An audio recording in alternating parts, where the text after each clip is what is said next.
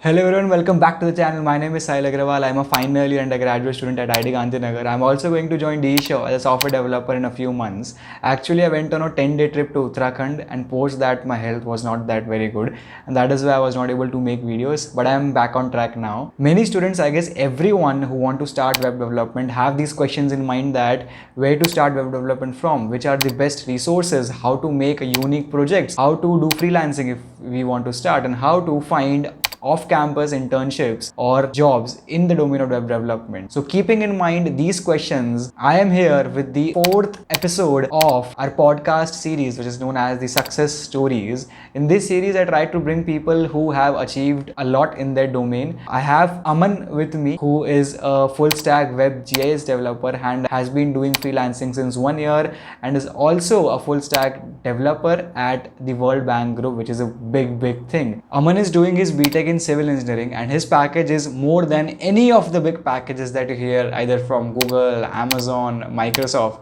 This podcast is really worth listening to. I have asked him all these questions which you guys have and he has answered them very beautifully. Do watch the video till then. You will definitely learn a lot from this video. If you like this video, do subscribe to my channel, like this video, share with your friends who want to start web development, and you can comment down any queries or any doubts or any suggestions which you may have for me. I will definitely try to answer all of your comments. आज हमारे साथ अमन है. अमन, एक introduction से चालू करते हैं. Yeah, sure. So, hi everyone. I'm Aman Chaudhary. I'm doing majors in civil engineering with minus in computer science and engineering at IIT Gandhinagar. तो अमन एक्चुअली एक फुल स्टैक वेब डेवलपर है. तो आप लोगों के बहुत सारे क्वेश्चंस आते हैं कि वेब डेवलपमेंट स्टार्ट कैसे करना है, रिसोर्सेज कौन से बेस्ट हैं, प्रोजेक्ट्स कैसे बनाने हैं, फिर लास्ट में अगर आपको इंटर्नशिप्स ढूंढनी है या उसी डोमेन में जॉब चाहिए तो वो कैसे आप ले सकते हो. तो फर्स्ट क्वेश्चन मतलब अमन यही रहता है कि लोगों को वेब डेवलपमेंट स्टार्ट करना है अगर वो फर्स्ट ईयर में है, सेकेंड ईयर में है. तो फर्स्ट क्वेश्चन वो लोग मुझे ये पूछते हैं कि रिसोर्सेज कौन से यूज़ करें. अभी पेड रिसोर्सेज भी बहुत सारे हैं, यूट्यूब पे फ्री भी बहुत सारे हैं, इतनी सारी प्लेलिस्ट अवेलेबल है. तो तूने एग्जैक्टली कहाँ से सीखा, क्या क्या सीखा, और अभी अगर किसी को स्टार्ट करना है तो कहाँ से सीख सकते हैं, एग्जैक्ट अगर बता देगा तो बहुत सही रहेगा. सो मैंने वेब डेवलपमेंट स्टार्ट किया था सेकंड ईयर में SRIP प्रोग्राम होता है जैसा कि पता है यहाँ पे. सो मैंने एक SRIP का प्रोजेक्ट लिया था विद प्रोफेसर विमल मिश्रा. सो उसमें यही था कि हमें एक बेसिकली GIS डोमेन पे था, हमें एक हमारे पास डेटा था, उसको एक वेबसाइट के थ्रू उसको रिप्रेजेंट करना था. सो मतलब उससे पहले भी मैंने थोड़ा बहुत वेबसाइट का बेसिक HTML ये सब कर रखा था. वो 12th में जितना थोड़ा बहुत आता है वो वही था. बट उसमें मैंने थोड़ा मतलब उस प्रोजेक्ट्स के बाद थोड़ा मैंने HTML CSS जावास्क्रिप्ट बहुत सही से सीखा. तो मेनली तो यही रहता है कि रिसोर्सेज वेब डेवलपमेंट में क्या है कि मेनली स्टार्ट हमें HTML से करना होता है. HTML then CSS then JavaScript. जब जावास्क्रिप्ट में बहुत ज़्यादा मास्टरी इन द सेंस कि हम मॉडरेट लेवल भी होते हैं तो हम फ्रेमवर्क पे स्विच कर सकते हैं. जैसे बहुत सारे front end frameworks like React.js, Next.js, मैं इन सब पे वर्क करता. फिर उसके बाद ये सब सीखा React.js, Next.js. उसके बाद फिर मुझे फुल स्टैक में जाना था, मतलब मुझे थोड़ा इंटरेस्ट आ रहा था वेब डेवलपमेंट में. तो फिर मैंने बैक एंड में Node.js, फ्लास्क, पाइथन में Django वगैरह ये सब किया. फिर आगे मेरी इंटर्न भी फुल स्टैक डेवलपमेंट में थी. फिर मैंने फ्रीलांस प्रोजेक्ट्स काफ़ी सारे फुल स्टैक डोमेन में ही किए और अभी भी जो मेरा वर्क चल रहा है वो भी फुल स्टैक में ही है. सो बेसिकली मतलब लेवल बाय लेवल वो चीज़ इंक्रीज़ करती गई. बट जैसे स्टार्ट कैसे करना है तो मेनली तो यही रहता है कि कोई एक सिंपल सा प्रोजेक्ट लेके उसको बेसिक HTML CSS जावास्क्रिप्ट के थ्रू करें. उसके बाद जब उसमें अंडरस्टैंडिंग होगी जावास्क्रिप्ट वगैरह में तो फिर लेवल बाय लेवल उसमें इंक्रीज़ होते थे. तो अगर तू रिसोर्सेज बता पाए कि कहाँ से, कि डॉक्यूमेंटेशन करना है या कोई यूट्यूब की स्पेसिफिक प्लेलिस्ट वगैरह. सो मैंने कोर्सेज ऑनलाइन पेड कोर्सेज भी किए हैं और यूट्यूब से भी सीखा है. यूट्यूब पे मैं कोड विद हैरी करके उससे बहुत रिएक्ट बहुत अच्छा उसमें सीखा है, वहाँ से सीखा है. कोर्सेज मैंने कोर्सेरा का एक फुल स्टैक वेब डेवलपमेंट का कोर्स है वो किया है, जो कि यहाँ पे क्रेडिट्स भी मिलते हैं उसके 4. उसके बाद एक यूडेमी का कोर्स है फुल स्टैक का ही, उसके भी क्रेडिट मिलते हैं यहाँ पे. तो ये 2 कोर्स कर रखे हैं मैंने ऑनलाइन. मतलब वो पूरा स्पेशलाइजेशन है फ्रॉम एंड टू एंड. मतलब वो बेसिक HTML से स्टार्ट करेगा और एक फ्रेमवर्क पे जाएगा विद MongoDB, उसमें डेटाबेस वगैरह भी है. तो ऑनलाइन कोर्सेज मैंने यही किए हैं. मतलब इनका मेजर यही था, थोड़ा बहुत सीखने को भी मिलेगा, साथ में उसके क्रेडिट्स भी मिल रहे थे. जैसा कि हम मतलब IIT गांधीनगर में क्या होता है कि कुछ अप्रूव्ड ऑनलाइन कोर्सेज होते हैं, उसके थ्रू हम यहाँ पे अपने क्रेडिट्स क्लेम कर सकते हैं. सो एग्जैक्टली वो मैंने किया था. जैसे फ्रेमवर्क वाइज प्लेलिस्ट फॉलो करी थी. जैसे रिएक्ट के लिए मैंने कोड विद हैरी, फिर फ्लास्क वगैरह सीखना था, फिर उसके लिए मैंने कुछ मतलब यूज़ किया था. मतलब कोड विद हैरी से मोस्टली मैंने फ्लास्क भी शायद उसी से सीखा है. बाकी एक जावास्क्रिप्ट मास्टरी करके एक यूट्यूब चैनल है, उससे मैंने काफ़ी अच्छा जावास्क्रिप्ट Next.js वगैरह के प्रोजेक्ट्स काफ़ी उससे देख के बनाए हैं. बाकी मतलब ऐसे मैंने कोई भी मतलब एक को पूरा फॉलो नहीं किया. मतलब जो जैसे रिडक्स के लिए मुझे सीखना था तो मैंने एक पर्टिकुलर एक वीडियो देख के रिडक्स पूरा सीखा, टॉपिक बाय टॉपिक जो भी यूट्यूब पे सर्च करके जो मुझे अच्छा लगता वो सब देखा मैं। So sorry to interrupt you guys, but apart from DSA, some core CSE subjects are also very important when it comes to coding interviews. One such subject is object-oriented programming, which is very, very important, and many questions are asked in the coding interviews. That is why I have come up with my own OOPS course in the language C++. The link is in the description. You can check it out. Already 31 students have enrolled in the course and are enjoying the content. You can also be the next one if you want to learn every OOP concept in detail and strengthen your OOPS knowledge and want to prepare yourself for the OOPS questions which are going to be thrown to you in the coding interviews. You can check out the link in the description and enroll now. Let's get back to the video. और जैसा कि इसने बताया कि paid courses भी अच्छे रहते हैं. अब तुम लोग सोचते हो कि सिर्फ फ्री रिसोर्सेज से हम अपना काम चला लेंगे, तो वो भी कर सकते हो, बट अगर इफ यू कैन, जैसे पेड कोर्सेज का भी जनरली एक पॉइंट है. ऐसे फ्री तो ठीक है हो जाता है, मतलब मैं ये नहीं कहूँगा पेड मतलब कि नेसेसरी है कि करना ही करना है, बट ये ऐसा रहता है कि जब तुम किसी चीज़ पे पैसे खर्च करते हो ना, जैसे 3-4 हज़ार का तुमने एक कोर्स लिया, तो तुम्हें लगता है कि यार ये तो ख़त्म करना पड़ेगा, मैंने पैसे खर्च किए हैं, तो बस वो थोड़ा बैरियर आ जाता है कि जब तुम पैसे खर्च करके किसी चीज़ को स्टार्ट करते हो तो तुम्हें लगता है यार ये इसमें इतने पैसे खर्च किए, एटलीस्ट मुझे ये तो कर लेना है. फ्री में क्या होता है कि 3 घंटे की वीडियो होती है, 20 तक फॉलो करते हैं, उसके बाद कुछ काम आ जाता है, छोड़ के चले जाते हैं. मेनली ये हुआ था. मैंने DSA का भी ऐसे ही कोर्स, मतलब मैं काफ़ी कोशिश की थी मैं फ्री रिसोर्सेज कर लूँ, बट नहीं हो पाया था. फिर मैंने GFG का एक ऑनलाइन कोर्स ही लिया था, उसके थ्रू वो किया था, जो कि बहुत famous I think course DSA वाला. हाँ, तो मैं भी ये बताता रहता हूँ कि अगर तुम अफोर्ड कर सकते हो तो एक पेड कोर्स ज़रूर ले लो, बिकॉज अभी का इन्वेस्टमेंट का जो ROI है वो बहुत ज़्यादा होता है. मैंने भी DSA का कोर्स लिया था, तो उसके बाद मेरे को बहुत ज़्यादा फ़ायदे मिले. इसने भी 2 कोर्सेज़ लिए हैं, कोर्सेरा पे एक, यूडेमी पे एक, सबका लिंक डाल देंगे डिस्क्रिप्शन में. एंड फिर अभी ROI बहुत ज़्यादा होता है, तो वो 4,000 या 5,000 अगर आप डालोगे, इन्वेस्ट करोगे एंड फिर अच्छे से सीखोगे तो बहुत ज़्यादा फ़ायदे हैं. कोई आपको लूटने के लिए नहीं बैठा, पेड कोर्सेज अच्छे होते हैं, तो ये तुम कर सकते हो. हाँ, ये बहुत इंपॉर्टेंट था कि रिसोर्सेज कौन से होते हैं, और बहुत अच्छी तरह से बता भी दिया. अभी नेक्स्ट आता है कि बहुत लोग हैं कि कोई यूट्यूब पे प्लेलिस्ट देखनी है तो बस देखते रहते हैं. जो वो जैसे अगर कोड विद हैरी में हैरी कोड कर रहा है वो कोड कर लेंगे, उसके बाद कुछ अपने से बनाने की कोशिश नहीं करते. तो अगर तुमने 70 वीडियोज़ देखे एक प्लेलिस्ट के और तुम बस देखते गए, और तुम्हें जब तुम देख रहे हो तब तुम्हें लग रहा है कि तुम्हें सब समझ आ रहा है, बट आफ्टर 1 मंथ या 2 मंथ्स तुम्हें पता चलेगा कि वो तुम्हें तो कुछ आता ही नहीं है. तो ट्यूटोरियल हेल जिसे बोलते हैं. एग्जैक्ट तरीका क्या होना चाहिए किसी भी कोर्स को फॉलो करने का या किसी भी प्लेलिस्ट को देखने का? सो मैं बेसिकली पर्टिकुलरली वेब डेवलपमेंट का बताऊंगा. तो उसमें जनरली क्या होता है कि प्लेलिस्ट जो जनरली हैं कि वो एक पूरा प्रोजेक्ट होगा 3-4 घंटे का. जनरली जो यूट्यूब पे पड़े हुए हैं वो पूरा तुम्हारे इंडेक्स बेसिक से स्टार्ट करके उसको डिप्लॉय करते हैं तक मेजरली जो प्लेलिस्ट रहती है वो ये रहती है. सो मतलब मैंने क्या किया था, 1-2 प्रोजेक्ट्स जैसे स्टार्टिंग में जनरली स्पॉटिफाई का तुम्हें क्लोन मिल जाएगा, जोमेटो का क्लोन बनवाते हैं लोग, तो ये मैंने देख के बनाया है. 1-2 वेबसाइट्स मैंने देख के पूरा कॉपी करके बनाया कि ऐसे कर रहा है ऐसे करूँगा. उसके बाद जब तुम्हें बेसिक अंडरस्टैंडिंग हो जाती है कि CSS कैसे वर्क कर रही है, क्लासेस कैसे वर्क कर रहे हैं, IDs वगैरह कैसे वर्क कर रही है, बेसिक जावास्क्रिप्ट कैसे, क्लिक फंक्शन, ये सब बेसिक चीज़ें तुम्हें आइडिया होने लगता है, तो तुम खुद से भी बना सकते हो. जैसे फिर मैं अपना बताऊँ तो पर्सनली तो मैंने ऐसे 1-2 वेबसाइट बनाई थी. फिर उसके बाद जैसे हैकाथॉन्स वगैरह होते थे, जैसे हैक्रश अपने यहाँ होता है, तो मैंने हैक्रश में पार्टिसिपेट किया था, तो उसमें मैं एक बार फर्स्ट भी था. खुद से 1-2 प्रोजेक्ट उठा के बना सकते हो जिसके थ्रू तुम्हें बेसिक CSS और जावास्क्रिप्ट का, मतलब ऐसा CSS इतना बड़ा है कि अगर कोई स्टार्ट करे और उसे लगे कि मैं पूरा CSS ख़त्म करने के बाद ही आगे बढ़ूंगा तो वो पॉसिबल नहीं है, राइट. क्योंकि उसमें इतना है कि अभी तक मुझे भी अगर कुछ ऐसा आ जाए तो मुझे शायद नहीं मतलब ज़रूरी नहीं मुझे सारा पता होगा, तो मैं जनरली क्या करता है गूगल कर लेता हूँ उस चीज़ को. तो अगर तुम्हें बेसिक CSS की भी अंडरस्टैंडिंग हो गई तो तुम आगे फॉरवर्ड कर सकते हो. जावास्क्रिप्ट पे जाओ. जावास्क्रिप्ट में भी ऐसा नहीं है कि मैं पूरा सब कुछ सीख लूँगा उसके बाद ही कुछ आगे जाऊँगा. तुम्हें बेसिक पता है, फंक्शन कैसे वर्क कर रहे हैं, एसिंक्रोनस इवेंट्स वगैरह कैसे काम कर रहे हैं, तो तुम आगे मतलब कुछ फ्रेमवर्क पे काम कर सकते हो. बाकी जैसे जैसे तुम्हारे प्रोजेक्ट्स के थ्रू या आगे जैसे जैसी चीज़ें आएंगी तो उसको टाइम सीख सकते हो. मेनली लोग प्लेसमेंट्स के लिए वाले ऑडियंस है मेरी, तो उनको ये क्वेश्चन रहता है कि DSA भी करना है, डेवलपमेंट भी करना है. तो बहुत लोगों के क्वेश्चन आता है कि DSA एंड डेव में क्या चूज़ करें. तो मेरे को तो मेरा तो ये मानना है कि अगर तुम्हें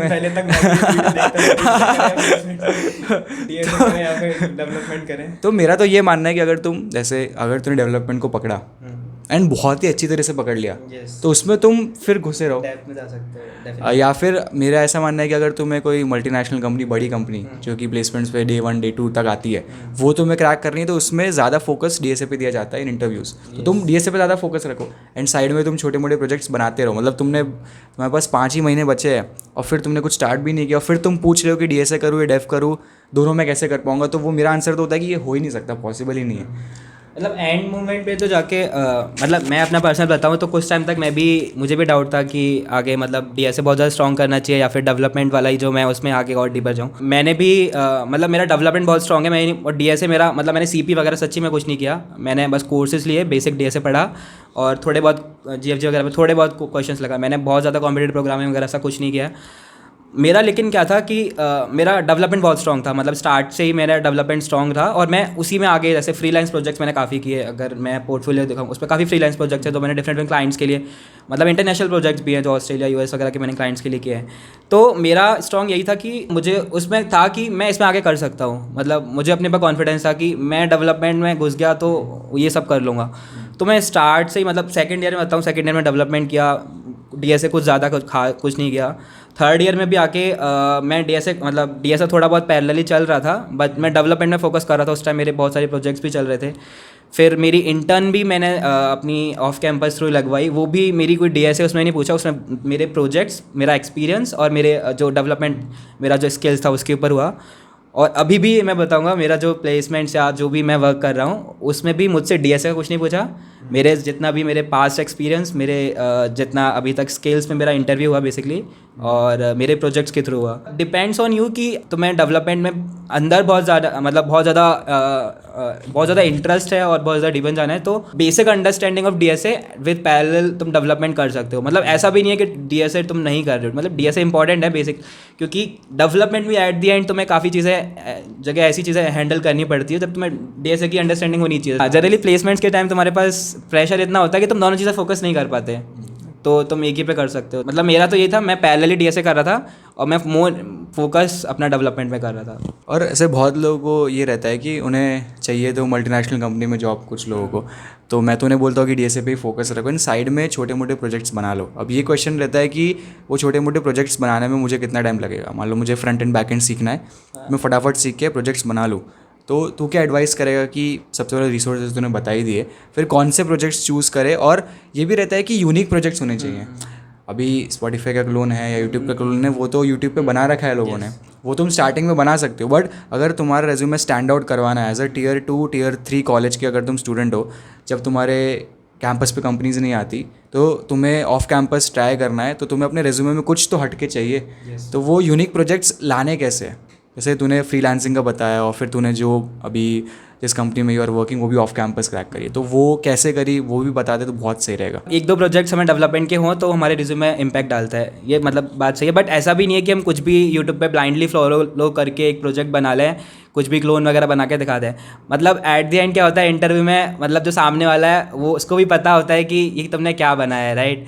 और जब उससे क्वेश्चन पूछता है तो मतलब उसमें डेफिनेटली तुमने वर्क किया है तो उसका तुम्हें रिप्लाई होनी चाहिए तुम्हारे पास। मेरे इंटरव्यू जब यहाँ कैंपस में भी हुआ था तो मेरे जितने भी प्रोजेक्ट्स थे तो उसमें से काफ़ी क्वेश्चंस बहुत डिपेंड थे कि ये डेवलपमेंट में यही फ्रेमवर्क क्यों यूज़ किया, ये करेंगे तो क्या होगा, तो उस सब का भी तुम्हें अंडरस्टैंडिंग होनी चाहिए।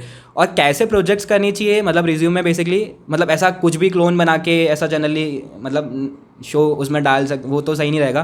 तो थोड़ा मतलब ऐसे प्रोजेक्ट को थोड़ा इम्पैक्ट डालें, इम्पैक्ट इन द सेंस कि या तो मैं पर्सनली बताऊं तो मेरे जितने भी प्रोजेक्ट्स हैं वो अभी किसी डोमेन पे होस्टेड हैं और मतलब काफ़ी ऐसे डैशबोर्ड्स हैं जो गवर्नमेंट उनको यूज़ कर रही है अभी, तो वो थोड़ा इम्पैक्टफुल है कि मतलब गवर्नमेंट या फिर बहुत सारे स्कॉलर्स उस चीज़ को यूज़ कर रहे हैं, तो वो थोड़ा इम्पैक्टफुल है कि तुम्हारे डैशबोर्ड्स इन द यूज़ हैं और एक मतलब सोसाइटी में थोड़ा इम्पैक्ट डाल रहे हैं, उस चीज़ पे थोड़ा डिपेंड।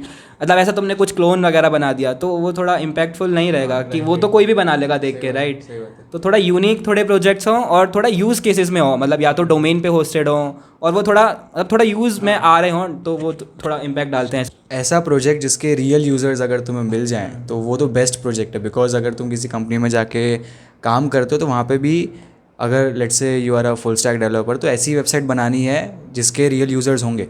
अगर तुमने ऑलरेडी कोई प्रोजेक्ट बना रखा है ऐसे जिसके रियल यूज़र्स तुम्हें मिल जाएँ तो वो बेस्ट प्रोजेक्ट है।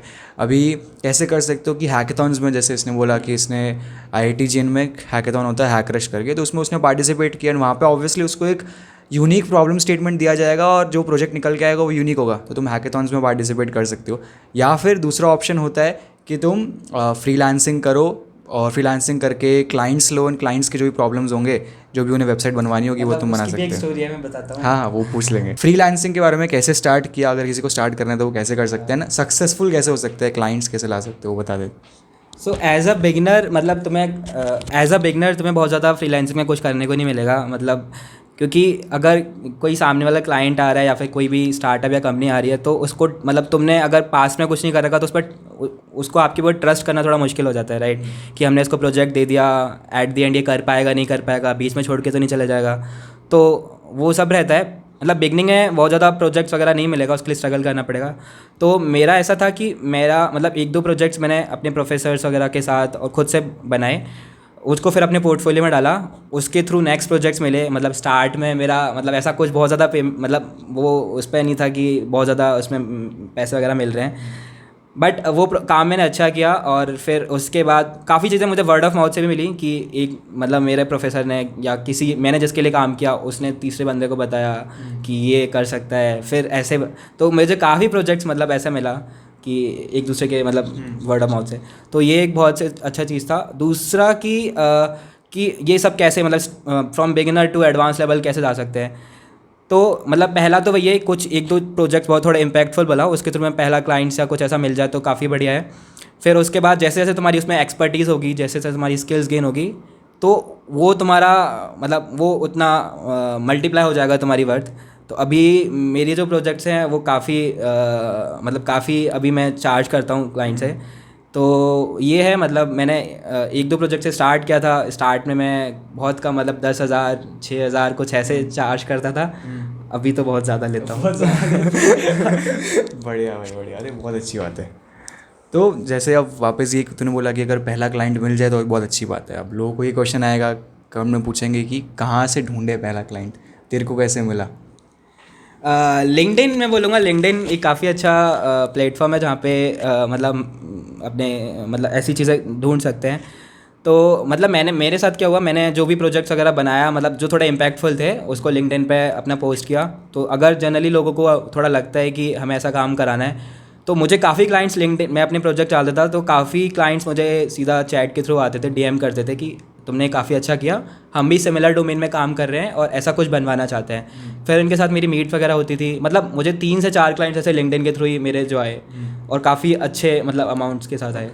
तो लिंक्डइन बहुत अच्छा प्लेटफॉर्म है जहाँ तुम देख सकते हो कि प्रेजेंट ट्रेंड क्या है, मतलब लोग कैसे किस डोमेन में जनरली, मतलब ऐसा कुछ भी ऐसे क्लोन वगैरह बना के कोई नहीं हायर करेगा तुम्हें, तो उसमें थोड़े इंपैक्टफुल प्रोजेक्ट्स बनाने पड़ेंगे। तो मैं अपना पर्सनली बताता हूँ, मेरा क्या है, मेरा फुल स्टैक डेवलपमेंट है, बट फुल स्टैक में भी मेरा full stack web GIS development है।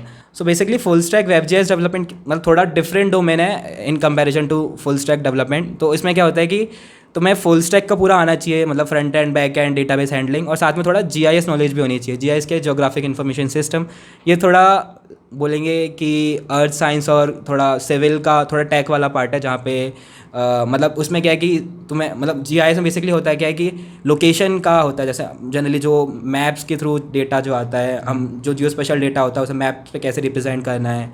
बाकी मतलब उसमें बहुत ज़्यादा लार्ज फाइल्स होती है हमारे पास, मतलब 100 GB की भी रास्टर डेटा फाइल्स होती है, तो उसको हैंडल कैसे करना है। जियो स्पेशल उसमें भी काफ़ी सारे geo server, leaflet JS, open layers, GDAL वगैरह, बहुत सारे QGIS वगैरह, ऐसी सारी बहुत सारी चीज़ें हैं जो थोड़ा कंप्यूटर साइंस वाले को नहीं आता, क्योंकि full stack development generally CS वाला कर लेगा, लेकिन full stack web JS development थोड़ा उसके लिए अलग स्किल्स भी लगेगा।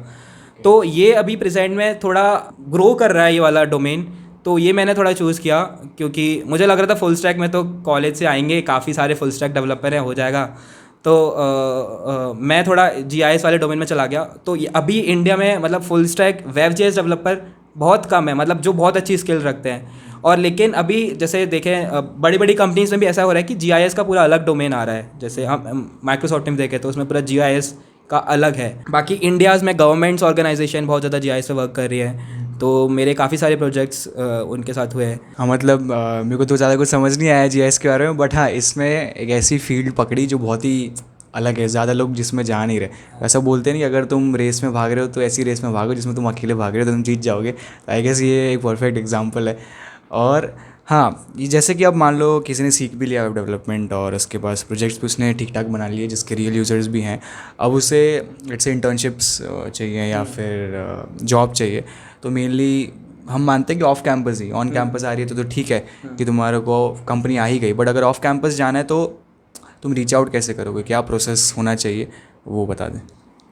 तो मैं अपना बताऊँ तो मेरा भी ऑफ कैंपस इंटर्न ही मतलब लिंक्डइन के थ्रू लगा था मेरा। मतलब काफ़ी यहाँ कैंपस में भी आ रही थी बट मैंने काफ़ी पहले अपना उसी से लगवा लिया था, बाद में यहाँ पे अप्लाई नहीं किया था।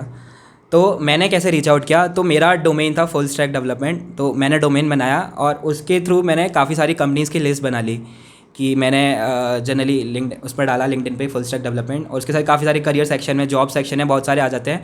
तो मेनली जनरली स्टार्टअप्स को थोड़ा टैग किया कि स्टार्टअप्स को मैं अप्रोच करता हूँ, क्योंकि मेनली एमएनसी अगर आपको घंटा फर्क नहीं पड़ता कि तुम उनको रीच आउट करोगे वो तुम्हारा उसका रिप्लाई दें, राइट।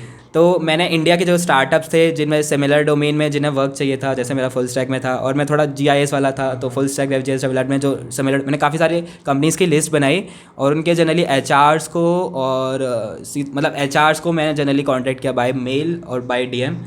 तो काफ़ियों के रिप्लाई भी आए, एक दो जगह इंटरव्यू हुए, मतलब हाँ 2 जगह इंटरव्यू हुए थे मेरे और 2 जगह शॉर्टलिस्ट हुआ था बाय ऑन कैंपस, और फिर एक का फाइनल किया था मैंने। तो अमन अभी फुल टाइम प्लेस्ड है द वर्ल्ड बैंक ग्रुप में, तो रिमोट जॉब चल रही है, तो और ये ऑफ कैंपस उसने क्रैक करी, तो इसका पूरा प्रोसेस हम समझ लेंगे बिकॉज बहुत लोगों को ये रहता है कि अगर मुझे ऑफ कैंपस क्रैक करना है तो कैसे करें, तो ये परफेक्ट एग्जांपल है जो आपको बता सकता है पूरा प्रोसेस, उसके साथ क्या क्या हुआ वो अपना एक्सपीरियंस शेयर कर लेगा। I guess it will help you guys a lot. So world bank की भी स्टोरी मतलब ऐसा है कि मैंने काफ़ी प्रोजेक्ट्स अपने लिंक्डइन वगैरह पे डाले थे, तो मतलब कैसे बहुत बड़ा प्रोसेस था वो कैसे हुआ वो बहुत बहुत एक खुद की एक बहुत बड़ी स्टोरी है, तो उसमें ज़्यादा नहीं जाऊँगा। मतलब मेरा रोल क्या है वर्ल्ड बैंक में, तो मैं एज अ कंसल्टेंट अभी वर्क कर रहा हूँ as a full stack web JS developer. मतलब उसमें क्या है कि मुझे सिमिलर डोमेन है, मुझे डैशबोर्ड्स वगैरह बनाने हैं और जीआईएस का थोड़ा है, जियो स्पेशल एनालिसिस, रिमोट सेंसिंग का थोड़ा है, गूगल अर्थ इंजन वगैरह पे वर्क है। तो मेरा मतलब मैंने लिंक्डइन के थ्रू ही लगा था और फिर उसके बाद मेरा एक दो इंटरव्यू हुए थे, उसके बाद मेरा फाइनल हो गया था। तो मेनली लाइक मेरे को इसकी बातों से ये लग रहा है कि लिंक्डइन बहुत बड़ा प्लेटफॉर्म रहा है जिस पे इसको क्लाइंट्स भी मिले हैं, जिस पे ऑफ कैंपस जॉब भी मिली है, इंटर्नशिप्स भी मिले, जस्ट और लिंक्डइन पे लोगों ने इसको अप्रोच किया बिकॉज ही वॉज अप्रोचेबल। क्योंकि लिंक्डइन पे उसने, अगर तुम जाके देखोगे, मैं डिस्क्रिप्शन में लिंक भी डाल दूंगा, कि उसका पोर्टफोलियो है पहले तो, फिर सारे प्रोजेक्ट्स उसने लिस्ट डाउन कर रखे क्या क्या उसने बनाया है। तो अगर कोई रिक्रूटर देख रहा है ऐसे किसी इंसान को जो full stack web GS developer है, तो उसमें इसका नाम ऊपर आ जाएगा बिकॉज इसने अपनी प्रोफाइल ऐसे बना रखी है। तो अगर तुमने प्रोफाइल ही नहीं बना रखी लिंक्डइन पे तो लोग रीच आउट कैसे करेंगे, राइट। तुम्हें बताना तो पड़ेगा दुनिया को कि तुम ये काम कर रहे हो, फिर तो दुनिया तुम्हारे पास आएगी। तो वो सीन बहुत ज़्यादा इंपॉर्टेंट है कि अपनी प्रोफाइल लिंक्डइन पे अच्छे से मेंटेन करके रखो। 2-3 और अगर कोई प्लेटफॉर्म्स होते हैं जहाँ पे जॉब अपॉर्चुनिटीज़ होती है, वहाँ पे अपना प्रोफाइल बिल्ड करके रखो। तुम्हारी तरफ से तुम ये कर सकते हो कि प्रोफाइल बिल्ड कर सकते हो, फिर तो रिक्रूटर अपने आप आएंगे अगर तुम्हारा काम अच्छा है, जो इसके साथ हुआ, ठीक है। और लास्ट में बस यही क्वेश्चन पूछूंगा कि सिविल इंजीनियरिंग में बीटेक कर रहा है, माइनर्स इन सीएस, और जिम भी जाता है, एंड बहुत ही मेरे लिए तो इंस्पिरेशन है, वेट लिफ्टिंग करता है, और फिर अब वेब जीएस डेवलपर भी इतना अच्छा है, तो टाइम कैसे मैनेज होता है? यार जिम की स्टोरी बताऊँ तो मतलब मैंने सेकंड ईयर से ज्वाइन किया था, उसके बाद थर्ड ईयर फोर्थ ईयर में इंटर आईटी खेला वेट लिफ्टिंग में। अब तो नहीं है क्योंकि अभी तो बहुत ज़्यादा हेक्टिक हो गया है, मतलब मेरा रिमोट वर्क भी चल रहा है। एकेडमिक वाइज तो लास्ट ईयर है तो वो तो ज़्यादा कुछ है नहीं, मतलब मेरे माइनर्स भी कंप्लीट हो गया है। माइनर्स में हाँ, माइनर्स का ये रहता है कि हमें 20 क्रेडिट्स करने होते हैं विद योर मेजर्स के एक्स्ट्रा से। सो मेरा थर्ड ईयर में मैंने माइनर्स कंप्लीट कर लिया था, तो वो तो हो गया। अभी मेरा मतलब बाकी की चीज़ें कैसे हैंडल करता है, तो मतलब मेजर मेरा हो गया है, एकेडमिक वाइज इतना कुछ है नहीं, एचएसएस वगैरह है। मेजर मेरा काम जो है वो मतलब अभी रिमोट वर्क चल रहा है और फ्रीलांस प्रोजेक्ट्स वगैरह चलते रहते हैं। जिम मेरा काफ़ी अभी ज़्यादा मैं एक्टिव हूँ नहीं, वीकली वगैरह जाता हूँ। अभी ज़्यादा मतलब फॉलो नहीं कर पा रहा उस चीज़ को। थर्ड ईयर तक था, उसके बाद वेट लिफ्टिंग खेल लिया दिसंबर में, अभी एक लास्ट पावर लिफ्टिंग कंपटीशन खेल लिया, तो वो मेरा लास्ट ही था, उसके बाद अब शायद नहीं हो पाएगा। बस यही था ये वाले पॉडकास्ट में। Thank you so much Aman for coming and sharing your experience learning. मैं श्योर हूँ कि बहुत ज़्यादा लोगों को हेल्प होगी, क्योंकि मेन जो क्वेश्चंस होते हैं, कहाँ से पढ़ना है, कैसे पढ़ना है, प्रोजेक्ट्स कैसे बनाने हैं, फ्रीलांसिंग में अगर तुम्हें जाना है, फिर ऑफ कैंपस तुम्हें जॉब या इंटर्नशिप कैसे क्रैक करनी है, उन सब के ऊपर हमने बात कर ली। एंड जो भी तुम्हारे डाउट्स होंगे, क्वेरीज होंगे, वो तुम कमेंट सेक्शन में लिख देना। मैं मेक श्योर करता हूँ कि हर एक को रिप्लाई चला जाए। एंड अगर कोई सजेशन हो मेरे लिए कैसे वीडियोज़ चाहिए फ्यूचर में, तो वो बता देना। Till then keep growing, keep learning, bye bye.